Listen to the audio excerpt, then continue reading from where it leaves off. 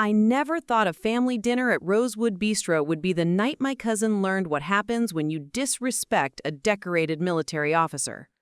The sound of her hands striking my face still echoes in my mind, but what happened next changed everything forever. Before we jump back in, tell us where you're tuning in from, and if this story touches you, make sure you're subscribed because tomorrow I've saved something extra special for you. The amber glow of the restaurant's chandeliers cast dancing shadows across the mahogany tables as I adjusted my dress uniform one final time. Tonight was supposed to be a celebration. My promotion to colonel had finally come through after 15 grueling years of service. 3 tours overseas, countless nights away from family, and more battles than I cared to remember had led to this moment. My chest bore the weight of medals earned through sacrifice, each ribbon telling a story of dedication to my country. Rosewood Bistro was Millfield's most prestigious dining establishment, the kind of place where reservations were made months in advance and every detail mattered. The soft jazz playing in the background mixed with the gentle clink of crystal glasses and silverware against fine china. White linen tables dotted the space between towering columns, and the scent of truffle oil and aged wine filled the air. This was where the city's elite came to be seen, where business deals were sealed over perfectly prepared steaks, and where tonight my family had insisted we celebrate my achievement. I had arrived early, as was my habit. Military punctuality was ingrained in my very soul. Sitting at the corner table, I watched through the floor-to-ceiling windows as luxury cars pulled up to the valet stand. My reflection stared back at me from the polished glass. A woman who had fought tooth and nail to earn every stripe, every star, every ounce of respect in a field dominated by men. The uniform fit perfectly, tailored to perfection, but it represented so much more than fabric and thread. It was armor forged in the fires of adversity. Behind me, stationed discreetly near the restaurant's entrance, stood Lieutenant Commander Jasper Steele Rodriguez, my personal bodyguard and the most loyal soldier I'd ever had the honor of serving alongside. His presence was both commanding and subtle, the way only a true professional could master. 6 feet of pure muscle wrapped in an impeccably tailored black suit, Steele had been by my side through the darkest moments of my military career. His dark eyes constantly scanned the room, cataloging exits, assessing threats, reading people with the precision of someone who had seen too much combat to ever truly relax.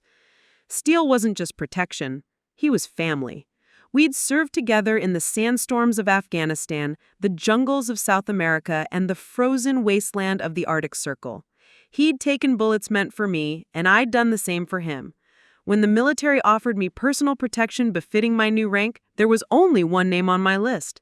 The man had saved my life more times than I could count, and his loyalty was absolute. The hostess, a young woman with perfectly styled blonde hair and a nervous smile, approached our table with obvious reverence. "Colonel Thorne, your family has arrived. Shall I seat them now?" I nodded, straightening my shoulders as I prepared to see relatives I hadn't spoken to in months. My family had always been complicated. Success in the military had created a strange dynamic. They were simultaneously proud of my achievements and resentful of the attention and respect I commanded. It was as if my uniform made them uncomfortable, reminding them of their own unremarkable lives in ways that bred quiet jealousy. My cousin Delilah entered first, her heels clicking against the polished marble floor with practiced arrogance. She had always been the family princess, spoiled, entitled, and utterly convinced that the world owed her everything simply because she existed. Her designer dress probably cost more than most people made in a month, and her jewelry sparkled under the restaurant's lighting like tiny diamonds of pretension. Following behind her was her usual entourage, my Aunt Priscilla, Uncle Theodore, and several other relatives whose names I struggled to remember from our increasingly infrequent family gatherings. As they approached the table, I could already sense the tension. Delilah's eyes swept over my uniform with barely concealed disdain, her lips pursing in that familiar expression of disapproval I remembered from our childhood. She had never understood my choice to serve, never comprehended why someone would choose duty over comfort, sacrifice over self-indulgence. "Well, well," Delilah drawled as she took her seat, her voice dripping with false sweetness. "Look who's playing dress up in her little soldier costume again." The word stung, but I'd heard worse from enemies on foreign soil. What hurt was the way the rest of the family chuckled, as if my years of service were some kind of elaborate game. I felt Steele's presence shift slightly behind me, his protective instincts activating at the first sign of disrespect toward his colonel. But this was family, or at least it was supposed to be. I had hoped that tonight of all nights they could set aside their petty jealousies and simply celebrate with me. The promotion to colonel wasn't just my achievement. It was an honor that reflected well on our entire family name. As the evening progressed, the undercurrents of resentment became more apparent. Every mention of my military service was met with eye rolls or passive-aggressive comments. Every story of my accomplishments was countered with tales of Delilah's latest shopping spree or social event. The contrast was stark. A life built on service and sacrifice versus one built on privilege and superficiality.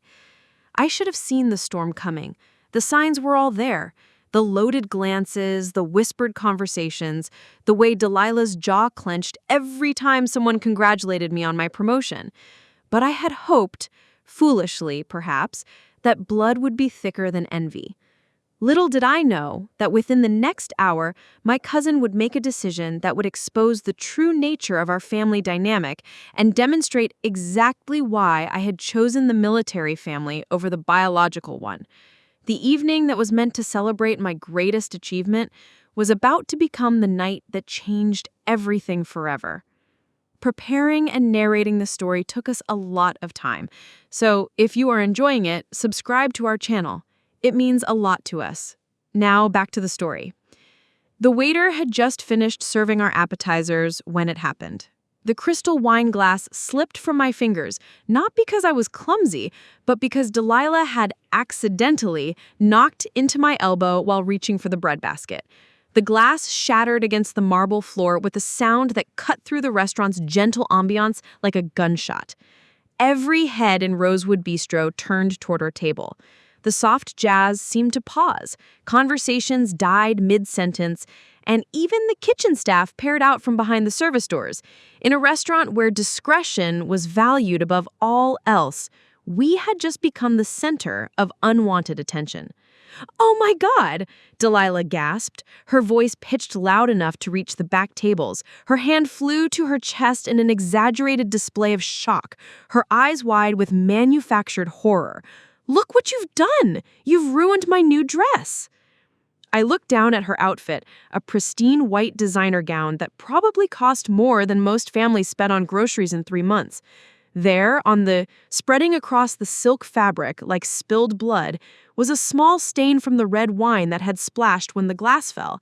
It was maybe the size of a quarter, barely noticeable unless you were looking for it, but Delilah was acting as if I had doused her in paint. "I'm so sorry," I began, reaching for my napkin. "Let me help clean that up. It was an accident." But Delilah was already on her feet, her chair scraping against the floor as she stood. Her face had transformed from shock to pure rage, her carefully applied makeup unable to hide the ugly twist of her features. This wasn't about the dress, and we both knew it. This was about everything she had been holding back all evening, all the resentment, all the jealousy, all the hatred for what I represented. "An accident?" she shrieked, her voice echoing off the restaurant's high ceilings. "Don't you dare patronize me. I'm so sick of you acting like you're some kind of hero. You're nothing special. You're just a woman playing dress up in a man's world, and everyone knows it." The words hit their intended target. After years of fighting for respect, of proving myself time and again, of earning every rank through blood, sweat, and sacrifice, hearing those words from family cut deeper than any enemy bullet ever could. But I maintained my composure, drawing on every lesson in leadership I had ever learned. "That's enough," I said firmly, my voice carrying the authority of someone accustomed to commanding troops in battle. "I think we should all take a moment to calm down." That's when she crossed the line. "Don't you dare tell me what to do." And before I could react, before Steele could intervene, before anyone could stop her, her open palm connected with my cheek with a force that snapped my head to the side. The slap echoed through the restaurant like a thunderclap. For a moment, time seemed frozen. The sting spread across my face, but it was nothing compared to the shock of what had just happened. In all my years of military service, through combat zones and war-torn countries, I had never been struck by a family member, never been so publicly humiliated by someone who was supposed to love me. The restaurant had fallen into complete silence. Even the kitchen sounds had stopped. Every eye in the place was fixed on our table, phones openly recording now, capturing every second of my humiliation for posterity. The wealthy patrons who had come here for a quiet, elegant evening were getting front row seats to a family meltdown that would be talked about for weeks. I raised my hand slowly to my cheek, feeling the heat radiating from where her palm had made contact. The physical pain was minimal. I had endured much worse in training in combat, but the emotional impact was devastating. This wasn't just assault. It was the complete destruction of whatever familial bond had existed between us. Delilah stood over me, her chest heaving with exertion and adrenaline, her face flushed with triumph.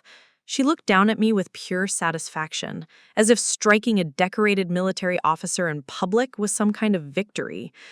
Around the table, the rest of my family sat in stunned silence, their faces a mixture of shock and something that looked disturbingly like approval. "That's what you get for thinking you're better than the rest of us," Delilah panted, her voice still carrying across the silent restaurant. "Military medals don't make you special. That uniform doesn't make you important. You're nothing but a pretentious bitch who forgot where she came from." Behind me, I heard the soft sound of Steele's footsteps as he moved closer, his presence like a storm-gathering force. The air in the restaurant seemed to crackle with tension as one of the most dangerous men I had ever known prepared to respond to an attack on his colonel. But in that moment, all I could think about was how wrong I had been to believe that family meant something, how naive I had been to think that blood ties could overcome jealousy and hatred, how foolish I had been to invite these people to witness what should have been one of the proudest moments of my life. The slap had been the inciting incident, but it was about to become so much more than that. The silence that followed was deafening. I remained seated, my hand still pressed against the burning skin of my cheek, waiting for someone, anyone from my family to stand up for me, to express outrage at what had just happened, to defend the woman who had served her country with honor and distinction for 15 years. Instead, I heard my Aunt Priscilla clear her throat delicately, as if the sound of her own voice might shatter the fragile tension in the air. When I turned to look at her, expecting support, I found something far worse than indifference. I found approval. "Well," she said, her voice carrying the same dismissive tone she had used when I was a child who had spoken out of turn, "perhaps you should have thought about that before you embarrassed Delilah in front of all these people." The words hit me like a physical blow. I blinked slowly, trying to process what I had just heard. My own aunt, the woman who had bounced me on my knee when I was 5, who had sent care packages during my first deployment, who had claimed to be proud of my service, was taking Delilah's side? Uncle Theodore nodded gravely, adjusting his wire-rimmed glasses as if he were delivering a measured judicial opinion. "You know how sensitive Delilah is about her appearance, Charlotte. You really should apologize for ruining her dress and causing such a scene." Apologize? The word came out as barely a whisper. I couldn't believe what I was hearing. I had been publicly assaulted by my own cousin, and they wanted me to apologize to her? "Yes, apologize," Delilah said, crossing her arms over her stained dress with smug satisfaction. "And maybe think about how your little uniform makes everyone else feel. Not all of us can play war hero, you know. Some of us have to live in the real world."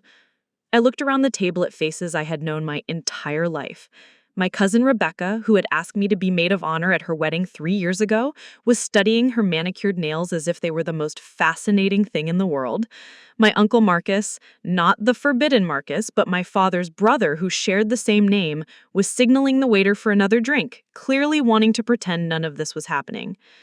"Say you're sorry, Charlotte," Aunt Priscilla pressed, her voice taking on that patronizing tone that suggested she thought she was being reasonable.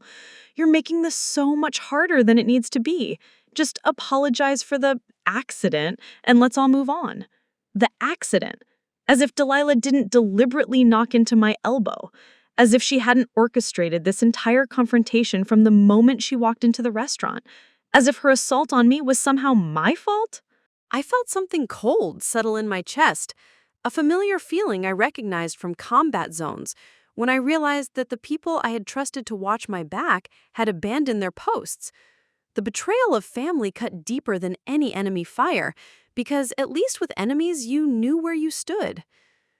"You want me to apologize?" I said slowly, my voice steady despite the tremor of rage building inside me, "for being assaulted by my own cousin?" "Don't be so dramatic," Delilah rolled her eyes. "It was barely a tap. You military types are always so sensitive about everything. You think the whole world owes you something just because you chose to play soldier." Chose to play soldier. The words echoed in my mind as I thought about the friends I had lost in Afghanistan. The sleepless nights treating wounded soldiers in field hospitals. The months spent away from home, missing birthdays and holidays and funerals, all in service to my country. The scars on my body from shrapnel that had been meant for the civilians I was protecting. Playing soldier. As if my Purple Heart was a participation trophy. As if my Bronze Star was a costume jewelry. As if the flag they would drape over my coffin someday was just a prop in an elaborate game. "Look," Uncle Theodore said, glancing nervously around at the other diners who were still watching our table with rapt attention. "People are staring. You're causing a scene that's embarrassing for all of us. Just say you're sorry so we can get back to dinner." That's when I realized the truth that had been staring me in the face all evening. This wasn't about the wine or the dress or even Delilah's jealousy. This was about power. This was about a family that couldn't stand the fact that the quiet little girl who used to sit in the corner during family gatherings had grown up to become something they could never be. They wanted me to apologize not because I had done anything wrong, but because my refusal to bend the knee was a threat to their carefully constructed hierarchy. In their world, Delilah was the princess, the golden child who could do no wrong. My success, my rank, my achievements, they disrupted that narrative. They needed me to submit. They needed me to acknowledge that no matter what I accomplished, no matter how many lives I saved or battles I won, I would always be beneath them in the family pecking order. "No," I said quietly. The single word fell into the silence like a stone dropped into still water. Ripples of shock spread across their faces as they processed what they had just heard. "What did you say?" Delilah's voice had gone dangerously low. I said no. I stood up slowly, my movements deliberate and controlled. Every eye in the restaurant was on me. But for the first time all evening, I didn't care. "I will not apologize for being assaulted. I will not apologize for your jealousy. And I will not apologize for serving my country with honor." The transformation in Delilah's face was immediate and ugly. The smug satisfaction evaporated, replaced by pure rage. Her cheeks flushed red, her hands clenched into fists, and her voice rose to a pitch that made the crystal glasses on nearby tables vibrate.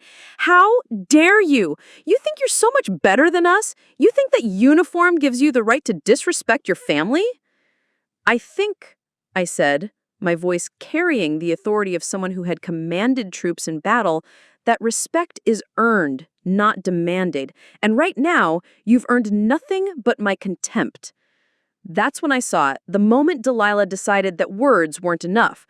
Her right hand rose again, faster this time, aimed not just at my cheek, but at my temple, with enough force to potentially cause real damage.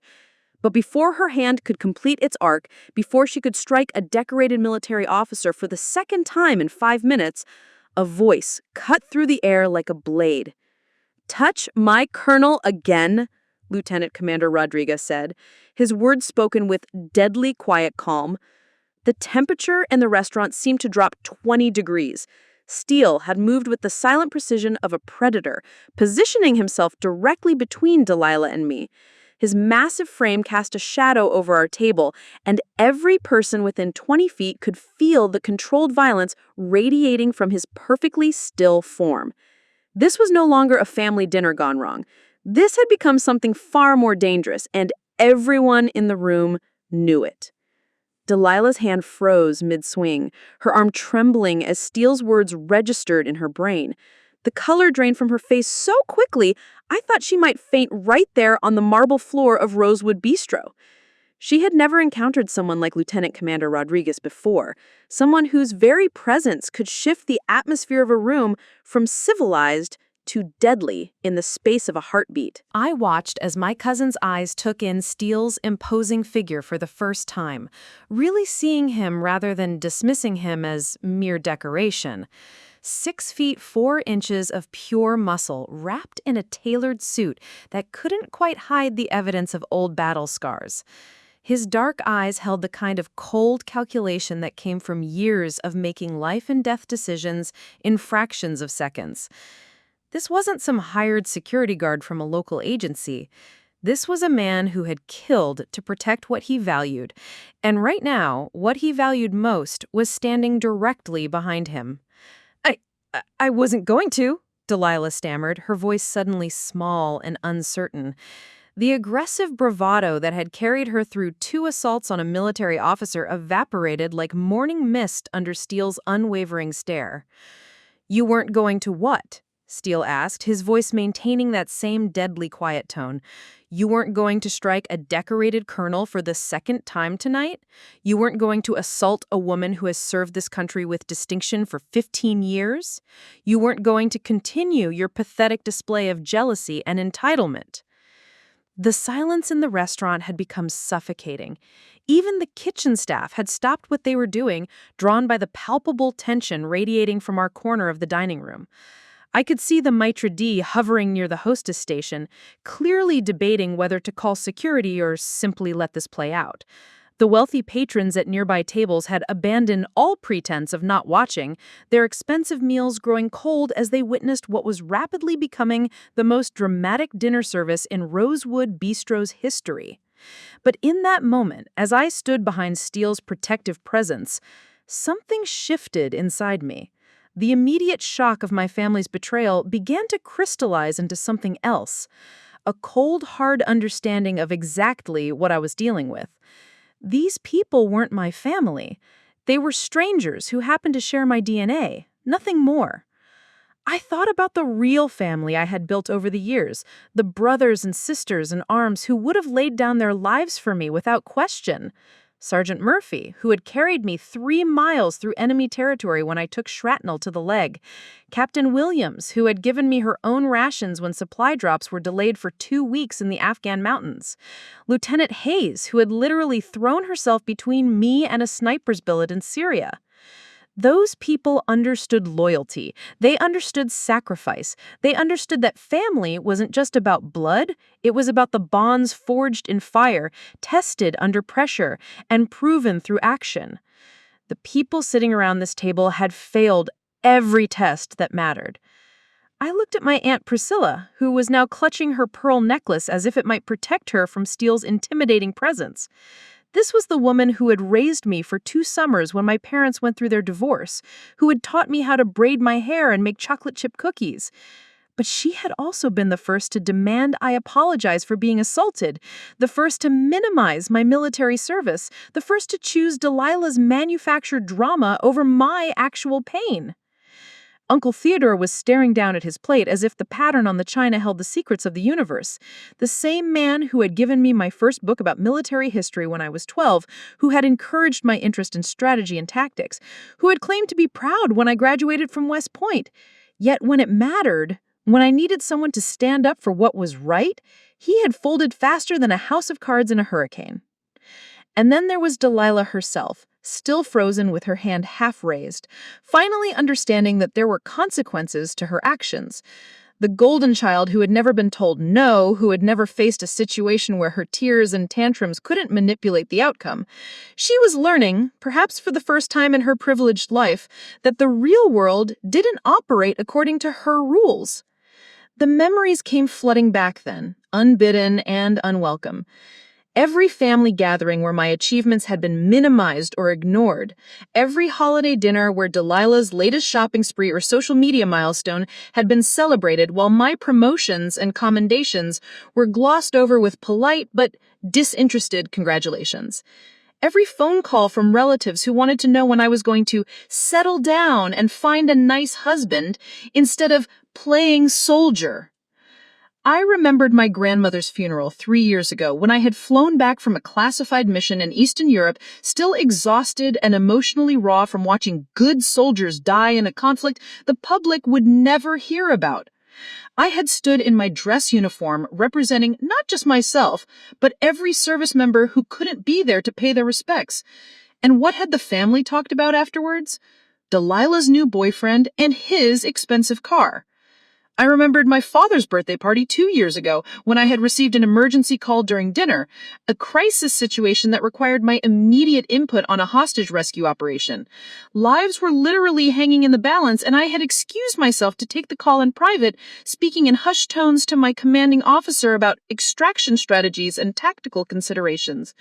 When I returned to the table, Delilah had made a show of rolling her eyes and commenting loudly about how some people just can't turn off the job for 5 minutes.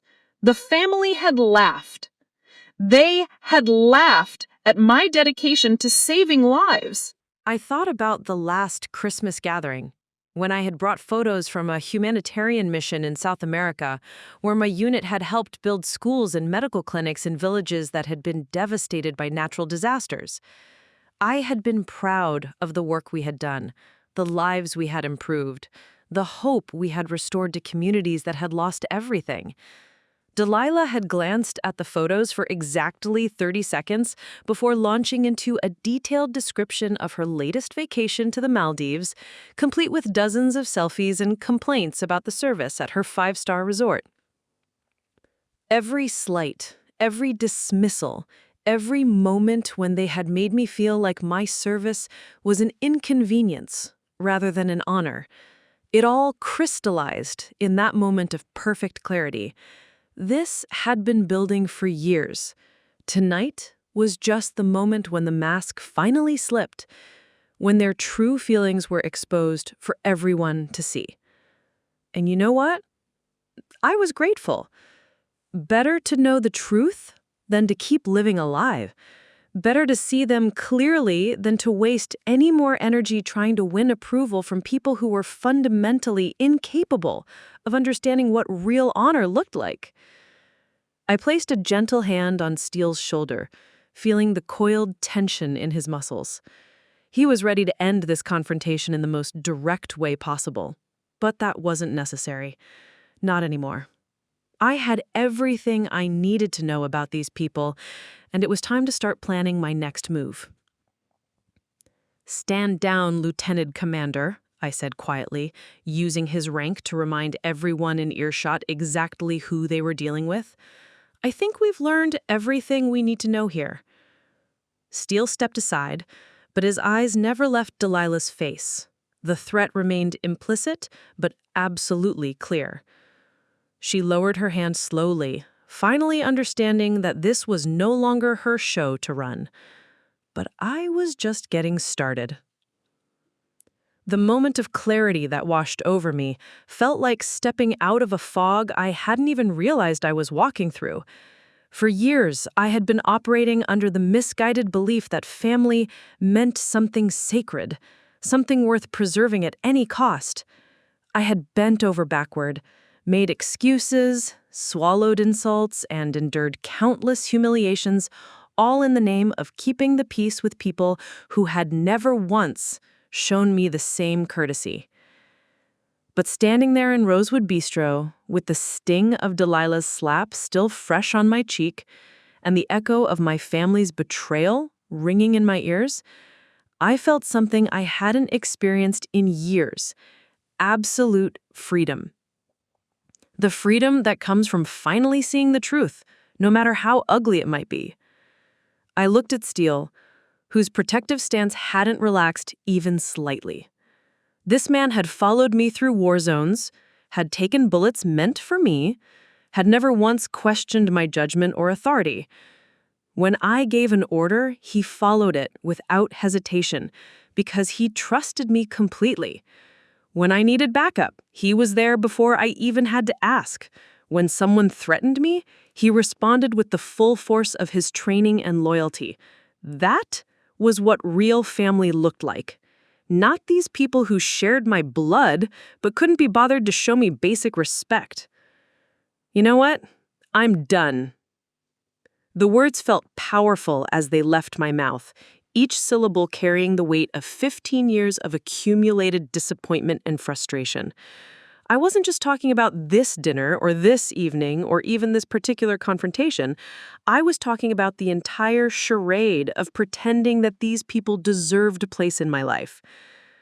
"Charlotte, don't be ridiculous," Aunt Priscilla started, her voice taking on that condescending tone she always used when she thought someone was being unreasonable.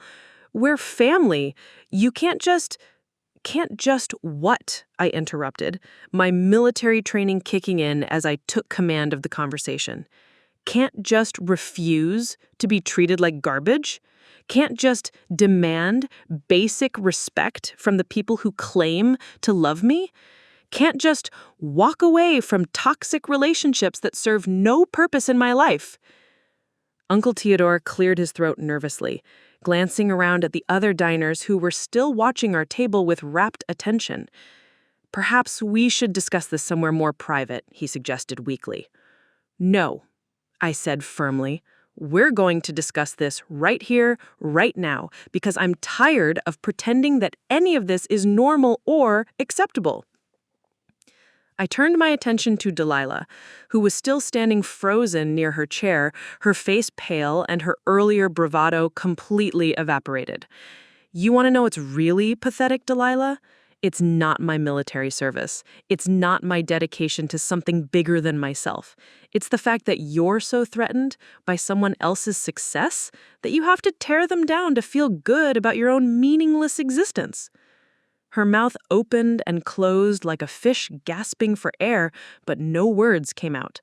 For the first time in her life, she was facing someone who wasn't going to be intimidated by her tantrums or manipulated by her tears. "And you," I continued, turning to face my aunt and uncle, "you're even worse.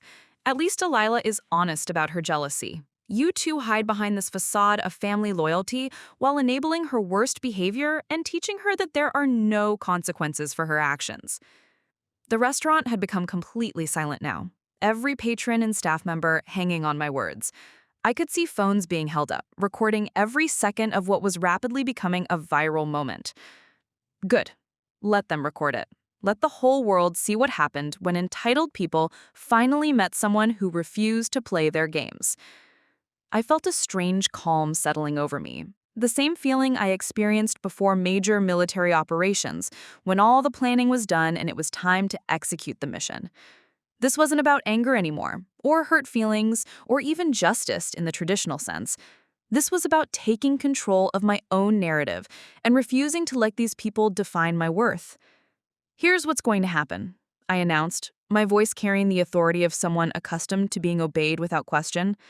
"I'm going to walk out of this restaurant, and I'm never going to see any of you again. No more family gatherings, no more holiday dinners, no more pretending that we have anything in common beyond some shared DNA." "You don't mean that," Aunt Priscilla said, but I could hear the uncertainty in her voice. She was beginning to realize that this wasn't just another family argument that would blow over in a few weeks. "I absolutely mean it," I replied. "And before you start with the guilt trips and the emotional manipulation, let me save you some time. I don't care if someone gets married, has a baby, gets sick, or dies. You've made it clear that my presence isn't valued, so my absence shouldn't be mourned." The brutality of my words hung in the air like smoke from a battlefield. I could see the shock registering on their faces as they processed what I was really saying.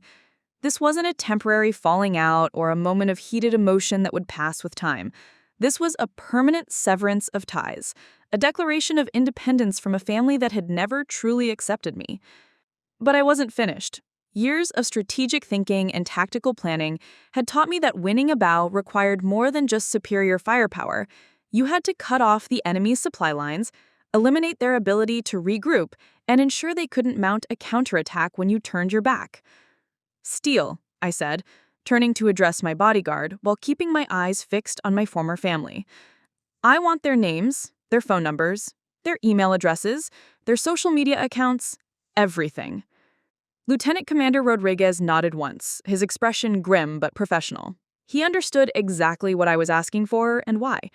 This wasn't just about cutting ties, it was about building a defensive perimeter to ensure these people couldn't worm their way back into my life later. "What are you doing?" Delilah finally found her voice, though it came out as little more than a whisper. "I'm taking control," I said simply, "something you people never expected me to do." I could see the wheels turning in their minds as they tried to process this new reality. They had always seen me as the accommodating one, the peacekeeper, the person who would ultimately back down to preserve family harmony. They had never considered what might happen if I decided that preserving family harmony wasn't worth the cost anymore. "You'll regret this," Delilah said, trying to summon some of her earlier venom. "You'll come crawling back when you realize how lonely you are without family." I smiled then, the first genuine smile I had felt all evening. You know what the beautiful thing is about having real family? The kind forged through shared hardship and mutual respect? You're never lonely. I have brothers and sisters who would die for me, who have proven their loyalty in ways you couldn't even comprehend. What I don't have anymore is the burden of pretending that biological relatives who treat me like garbage deserve my time and energy. The transformation in the atmosphere was palpable. Where moments before there had been tension and uncertainty, now there was only my calm determination and their growing panic as they realized I was serious about cutting them out of my life entirely. This wasn't just about tonight's incident anymore. This was about rewriting the entire story of my relationship with these people, and for the first time in years, I was going to be the one holding the pen. The silence that followed my declaration stretched like a taut wire ready to snap. I could practically hear the gears grinding in their minds as they tried to formulate a response, some way to regain control of a situation that had spiraled completely beyond their expectations. But I wasn't interested in giving them time to regroup or mount a counteroffensive. "Steele," I said, my voice carrying the crisp authority of someone issuing orders in a command center, "I need you to document everything that happened here tonight. Video recordings, witness statements, photographic evidence of the assault, everything. Make sure it's all properly time-stamped and legally admissible." My bodyguard's hand moved to his jacket pocket, withdrawing a military-grade recording device that had been capturing audio throughout the entire evening. The small LED light indicated it had been running continuously, preserving every word, every slap, every moment of betrayal for posterity. "Already done, Colonel," Steele replied, his voice carrying the satisfaction of a job well executed. "I've also been in contact with Lieutenant Morrison from Base Security. She's been monitoring the situation remotely through the restaurant security network." The color drained from Delilah's face as the implications of his words sank in. This wasn't just a family argument anymore. It was an officially documented incident involving the assault of a military officer with multiple forms of evidence and military personnel as witnesses. "What's that supposed to mean?" Uncle Theodore demanded, though his voice lacked any real authority. He was beginning to understand that he was no longer dealing with the accommodating niece who used to defer to family hierarchy. "It means," I said, pulling out my phone with deliberate precision, "that assaulting a military officer is a federal crime. It means that what happened here tonight isn't just a family matter, it's a legal one." I began scrolling through my contacts with practiced efficiency, each name representing a different aspect of the comprehensive response I was about to unleash. Years of military planning had taught me that successful operations required multiple coordinated elements, and this situation would be no different. "First call," I announced, as if briefing a team before a mission, "goes to General Patricia Hawthorne, my commanding officer and the base's commanding general. She'll need to know that one of her colonels was assaulted in public, and she'll want to coordinate with the appropriate civilian authorities." Delilah took a step backwards, her designer heels clicking against the marble floor. "You can't be serious. You're going to call the military over a little family disagreement?" "A little family disagreement," I repeated, my eyebrows rising. "Is that what we're calling assault now? Interesting perspective from someone who just committed a federal offense." I pressed the first number, putting the phone on speaker so everyone could hear the conversation. The line rang twice before a familiar voice answered. "Colonel Thorne, this is unusual. Aren't you supposed to be celebrating your promotion tonight?" Good evening, General Hawthorne.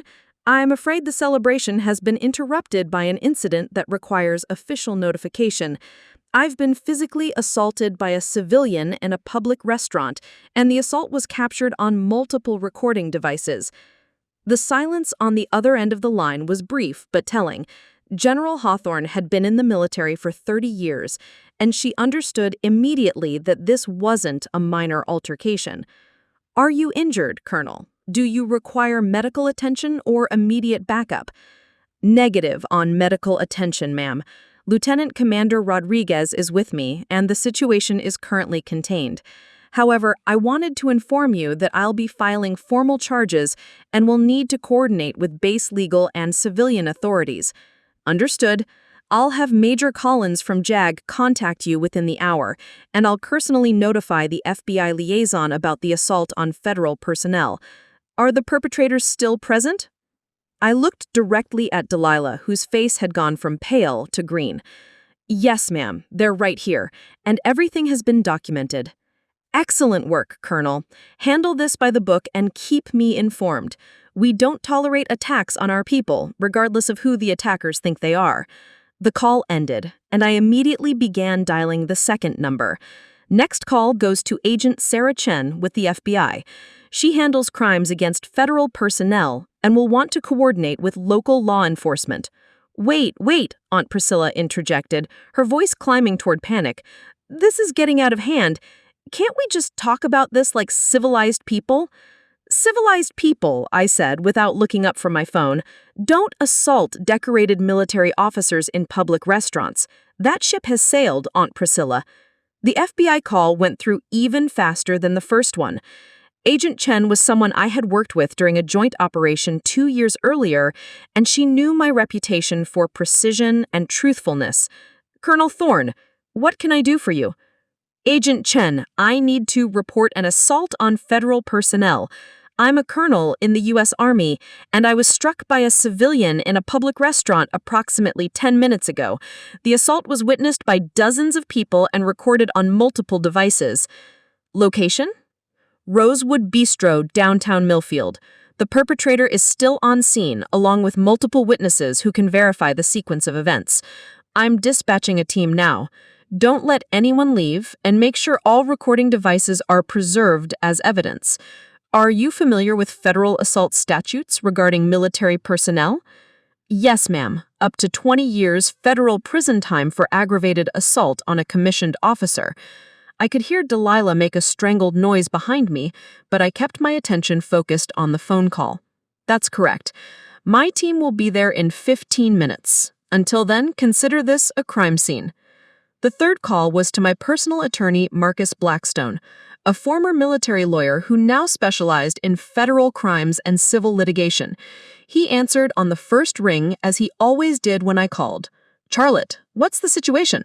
I need you at Rosewood Bistro immediately. I've been assaulted, and I'm going to need both criminal and civil representation. The perpetrator is my cousin, and she struck me in front of dozens of witnesses after making disparaging remarks about my military service. Civil rights violation, assault and battery, intentional infliction of emotional distress.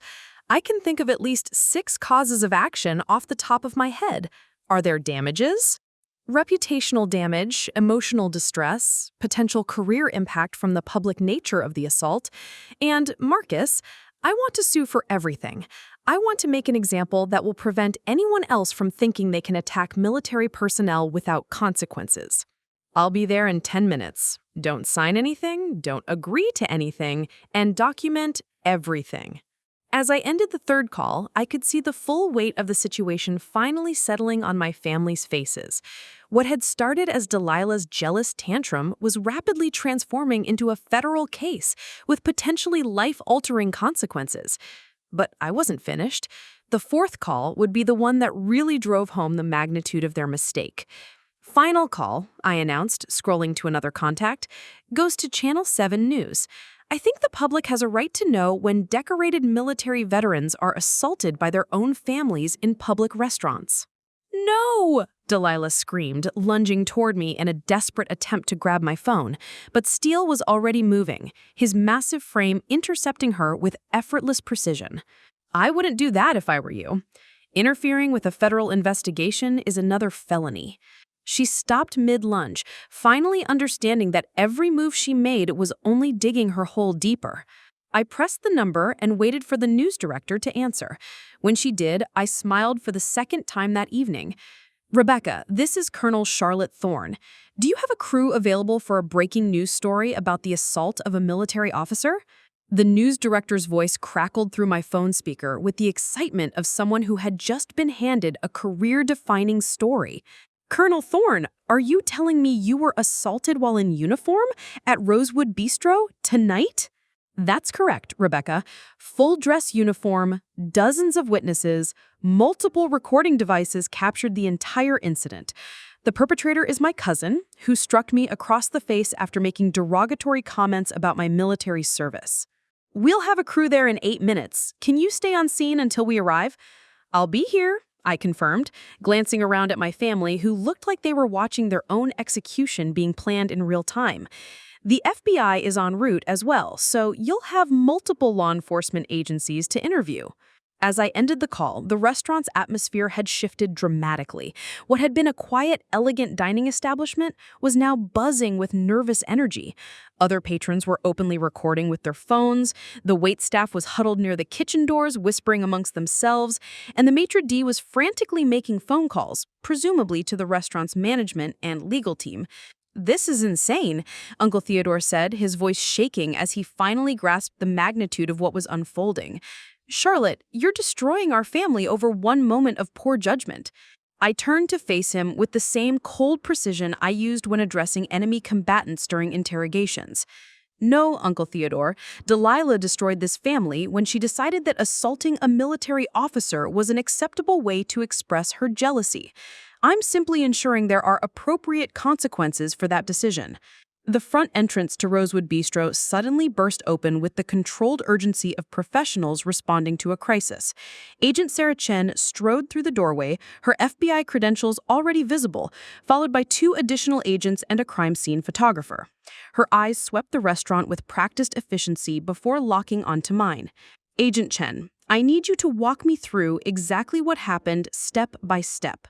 I straightened to attention, falling automatically into the formal bearing required when addressing federal law enforcement.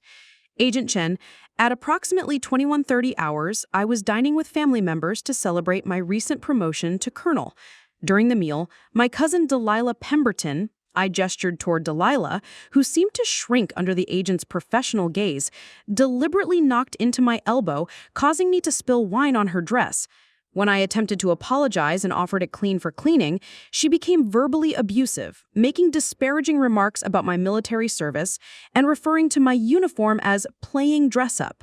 Agent Chen was taking notes on a tablet, her fingers moving rapidly across the screen. "Continue." "At approximately 21:35 hours, Miss Pemberton struck me across the face with an open palm.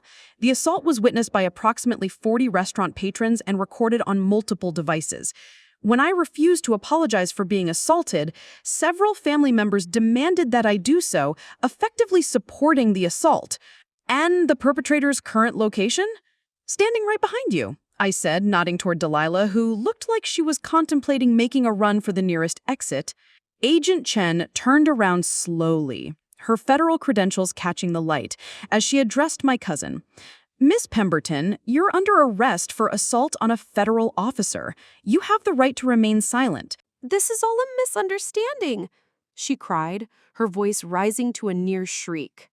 "She's my cousin. This is just family drama.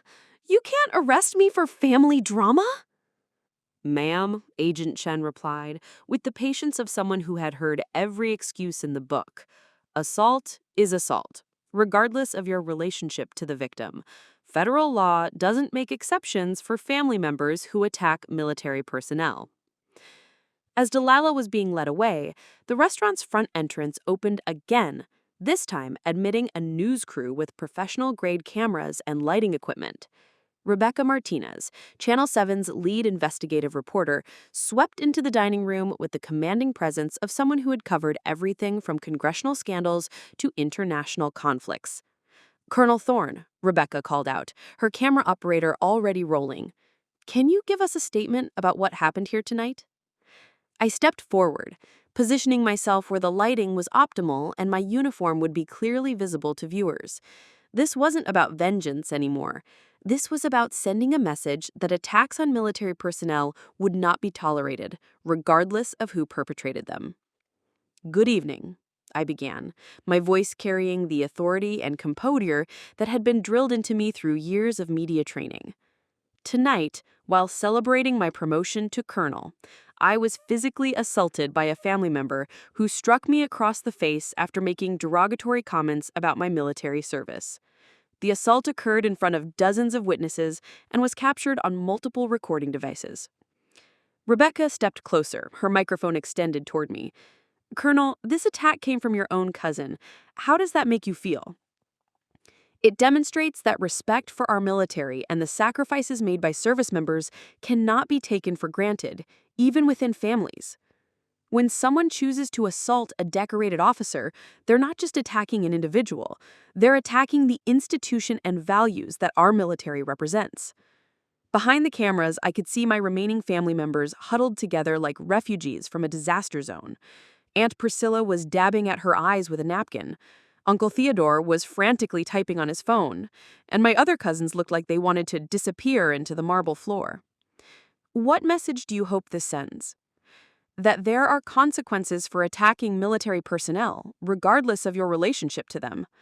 My cousin believed that family ties would protect her from accountability for assault. She was wrong. The camera operator panned to show FBI agents collecting evidence, taking statements from witnesses, and coordinating with local law enforcement who had arrived to support the federal investigation. The scene looked like something from a crime drama, except this was real life, and the consequences would be permanent.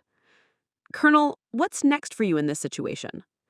"I'll be pursuing both criminal charges through federal prosecutors and civil litigation to ensure that this behavior is appropriately punished. Additionally, I'll be working with military leadership to address the broader issue of public disrespect towards service members." As the interview concluded, I noticed several restaurant patrons approaching with their phones out, wanting to take pictures with me and express their support. A well-dressed elderly gentleman who had been dining with his wife stepped forward first. "Colonel, I'm a Vietnam veteran. Thank you for standing up for all of us who have served. What that woman did was disgraceful, and she deserves everything that's coming to her." Others followed, a young woman who identified herself as a military spouse, a middle-aged man whose son was deployed overseas, and a retired police officer who understood the importance of respecting authority. Each conversation reinforced that I had made the right choice in refusing to let this incident slide. Meanwhile, Agent Chan approached with an update. "Colonel, we've completed the initial evidence collection. Miss Pemberton is being transported to federal holding pending arraignment. We'll need you to come in tomorrow morning to provide a formal statement. But the preliminary charges include assault on a federal officer and civil rights violations." "Understood, Agent Chen. Will there be additional charges?" "Possibly. We're reviewing the recordings to see if her statements about your military service constitute hate speech or civil rights violations. The federal prosecutor will make that determination." As the FBI finished their work and began preparing to leave, I felt a deep sense of satisfaction settling over me. This wasn't just about getting justice for tonight's assault. It was about drawing a line in the sand and making it clear that some behaviors were simply unacceptable, no matter who engaged in them. The restaurant was finally beginning to return to normal, though the energy remained charged with the aftermath of what everyone had witnessed. My former family members were preparing to leave. Their celebration turned into a nightmare that would follow them for years to come. But I was not done yet. There was still one more card to play, one final move that would ensure they understood exactly how completely their world had changed. As the FBI agents finished securing the crime scene and the news crew packed up their equipment, I watched my remaining family members gathering their belongings with the shell-shocked expressions of people who had just witnessed their carefully constructed world collapse in real time. They moved with the awkward uncertainty of refugees, unsure of what came next or how to process what had just happened. But I wasn't finished. Not yet. "Steele," I said quietly, my voice carrying just far enough for my family to hear, "please retrieve the folder from my briefcase." My bodyguard moved with his characteristic efficiency, producing a thick manila folder that I had brought with me tonight. Originally, it had been intended as a surprise. Documentation of all the positive changes my promotion would bring to my life and career. Now, it would serve a very different purpose. I opened the folder deliberately, making sure my movements were visible to the family members who were pretending not to watch my every action. The contents were even more devastating than the arrest they had just witnessed, because they represented the complete dismantling of every assumption they had made about our relationship. "Aunt Priscilla," I called out, my voice cutting through their nervous whispers. "Before you leave, there are a few things you should know about the consequences of tonight's events." She turned toward me reluctantly, her face still streaked with tears and her earlier composure completely shattered. "Charlotte, please, haven't we all been through enough tonight?" "No," I replied simply, "we haven't. Because while Delilah is facing federal charges, the rest of you are facing consequences of a different sort." I pulled out the first document, holding it up so they could see the official letterhead. This is a letter from the executor of grandmother Eleanor's estate. As you know, she left me as the primary beneficiary of her will, with instructions that I should take care of the family with the inheritance. The color drained from Uncle Theodore's face as he realized where this was heading. Grandmother Eleanor had been the family matriarch, the one whose approval everyone had sought, and whose financial support had propped up several family members' lifestyles for years. "Well," I continued, my voice maintaining that same calm precision I had used throughout the evening, "I've decided to honor her wishes by taking care of the family members who actually deserve it, the ones who have shown respect for my service and sacrifice." I pulled out the second document, this one bearing the logo of a prominent veterans charity. "I'm donating the entire inheritance, all $2.3 million, to the Wounded Warrior Foundation, specifically to support veterans who have been injured in service to their country." The gasp that escaped from Aunt Priscilla was audible across the restaurant. I could see the quick mental calculations happening behind her eyes as she processed the magnitude of what I had just announced. That inheritance had been the safety net that several family members had been counting on, the financial cushion they had assumed would always be there. "You can't do that," Uncle Theodore stammered, his face flushing red with sudden panic. "That money was meant for family." "You're absolutely right," I agreed. "It was meant for family, my real family, the brothers and sisters who have served alongside me, who have sacrificed for their country, who understand what honor and loyalty actually mean." I pulled out the third document, enjoying the way their faces grew more desperate with each revelation. This is a copy of the updated will I filed this afternoon before coming to dinner. As you can see, I've named Lieutenant Commander Rodriguez as my primary beneficiary, along with the families of 3 soldiers who died under my command in Afghanistan. Steele's expression didn't change, but I caught the slight nod of acknowledgement he gave me. He understood the significance of what I was doing, not just the financial aspect, but the symbolic recognition of who truly deserved to be called family.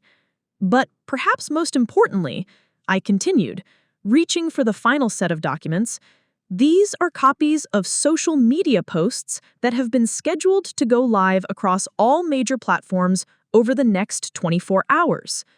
The documents showed screenshots of posts that would appear on Facebook, Twitter, Instagram, LinkedIn, and TikTok, each one featuring the video footage from tonight's incident, along with detailed explanations of what had transpired and why I had chosen to sever all ties with my biological family.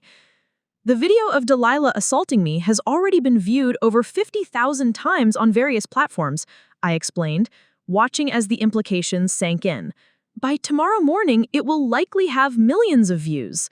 Along with that footage, these posts will include the full context of tonight's events, including the family's demand that I apologize for being assaulted.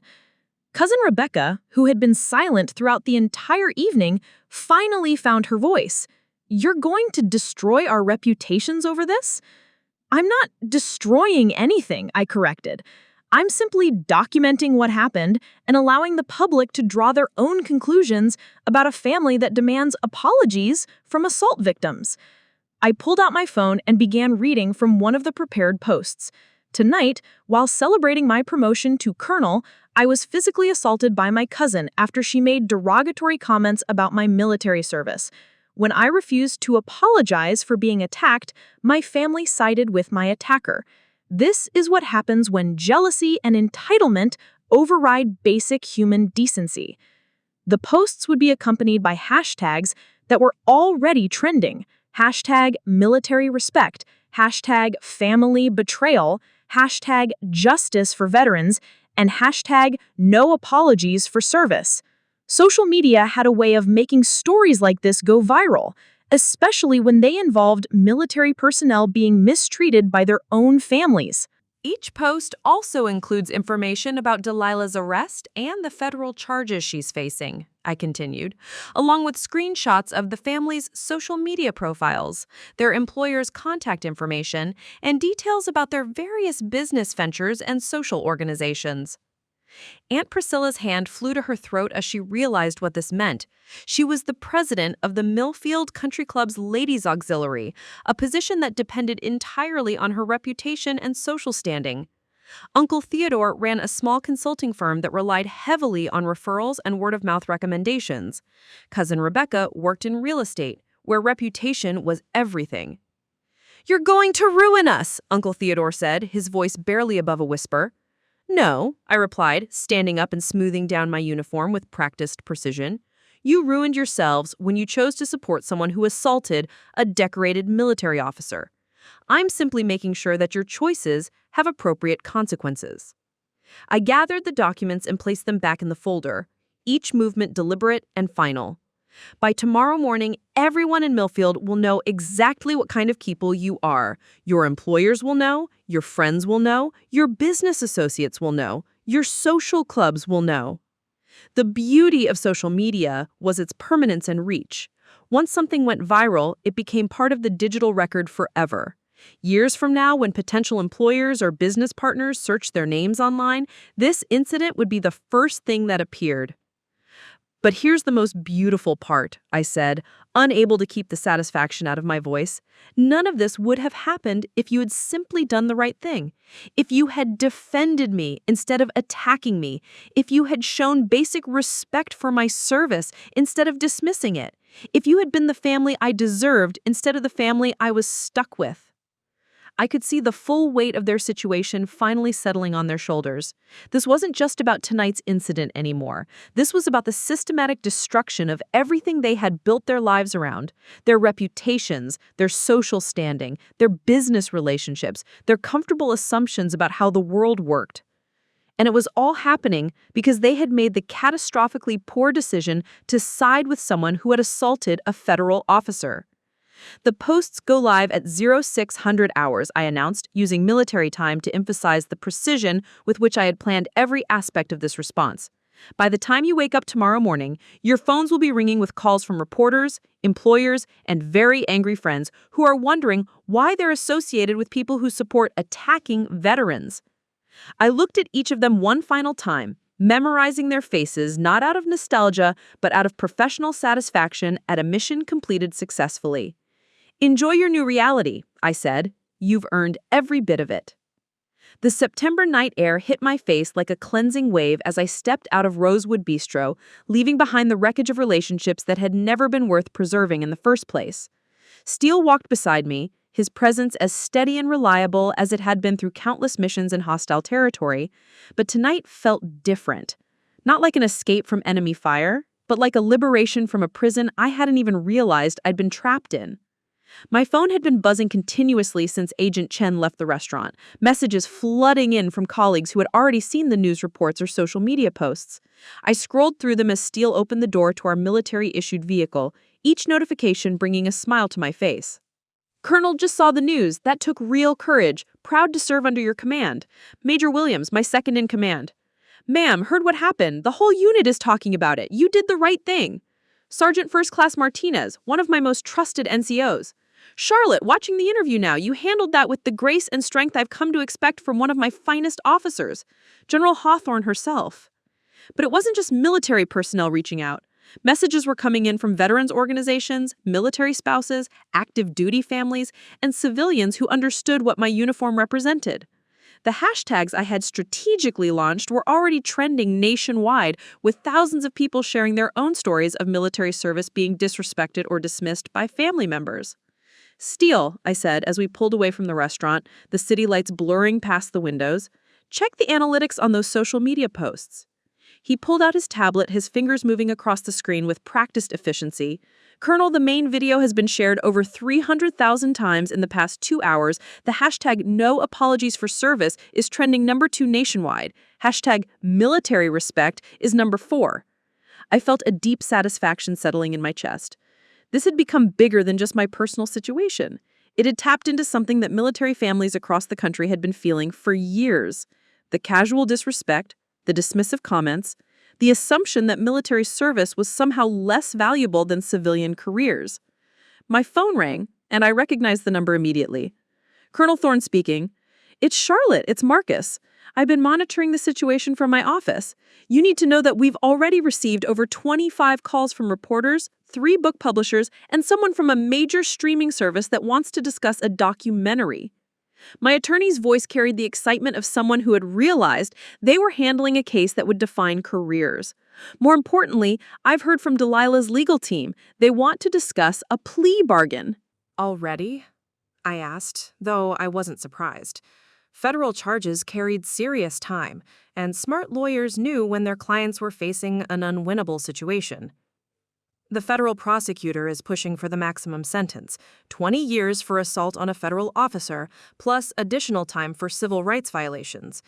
Delilah's family is apparently panicking about the financial cost of a prolonged legal battle, especially now that their social media profiles are being dissected by millions of people. I thought about this for a moment, considering my options. What are they offering? Full guilty plea, public apology, monetary damages, and agreement to a restraining order that keeps her away from you permanently. In exchange, the prosecutor might consider reducing the sentence to 10 years with possibility of parole after 7. And the civil suit?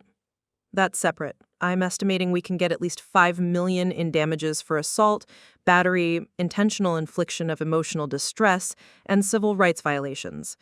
Her family's assets are substantial, and they're terrified of what a prolonged court battle will do to their remaining reputation. I looked out the window as we passed through downtown Millfield, thinking about all the times I had driven these same streets while coming home to visit family who had never truly valued what I represented. Those days were over now, permanently and completely.